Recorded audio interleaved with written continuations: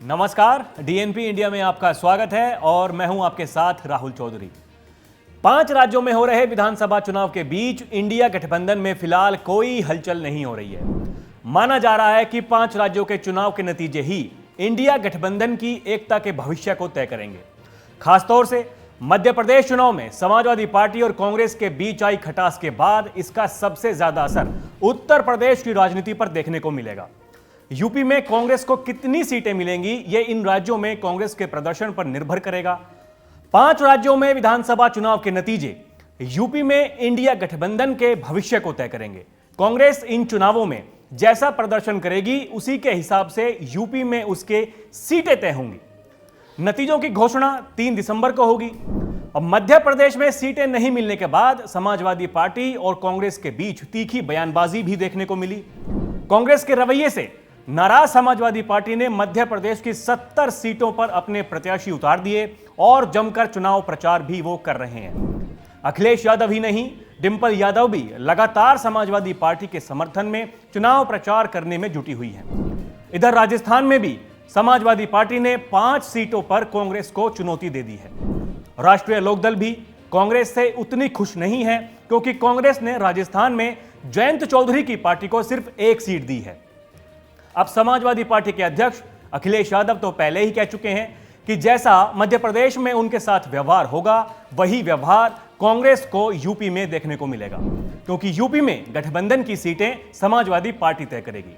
अखिलेश यादव ये ऐलान कर चुके हैं कि अगर गठबंधन हुआ तो भी समाजवादी पार्टी कम से कम 65 सीटों पर चुनाव लड़ेगी।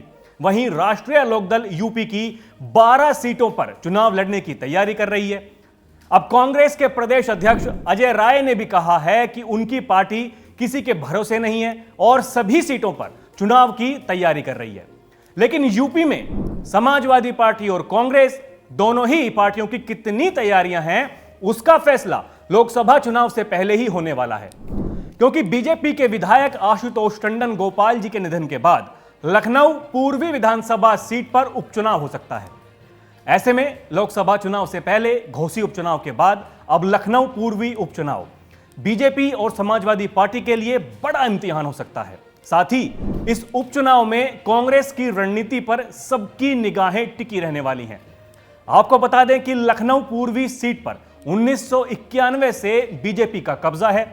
अब बीजेपी के सामने इंडिया गठबंधन के दोनों ही घटक दल कांग्रेस और समाजवादी पार्टी अपना अपना दावा ठोक रही हैं।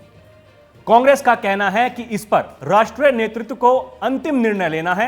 अगर राष्ट्रीय नेतृत्व कहेगा तो हम अपनी मजबूती के साथ चुनाव लड़ेंगे और जीत भी दर्ज करेंगे। उधर समाजवादी पार्टी का कहना है कि लखनऊ पूर्वी विधानसभा सीट पर उपचुनाव लोकसभा चुनाव के साथ ही होगा।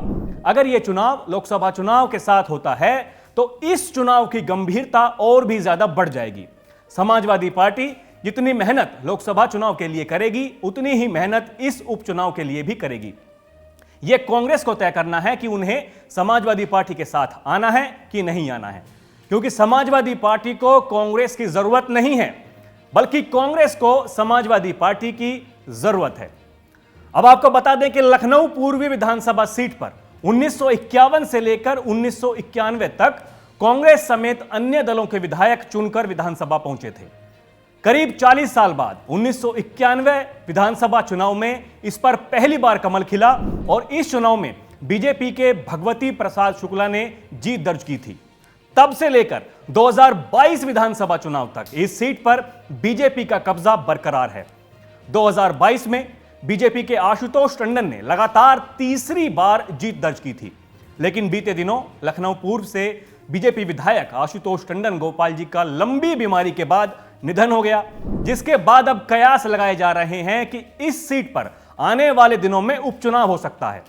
अगर उपचुनाव लोकसभा चुनाव से पहले होता है तो बीजेपी अपनी सीट को बचाने के लिए पूरी ताकत झोंक देगी।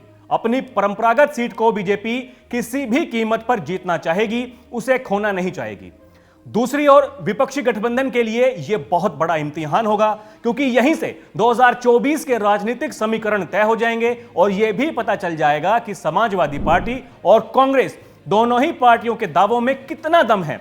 और यह भी देखना महत्वपूर्ण होगा कि इंडिया गठबंधन के मद्देनजर कांग्रेस आलाकमान का समाजवादी पार्टी की तरफ क्या रुख है, और यह भी पता चल जाएगा कि कांग्रेस आलाकमान उनके प्रदेश अध्यक्ष अजय राय को कितना महत्वाकांक्षी मानती है।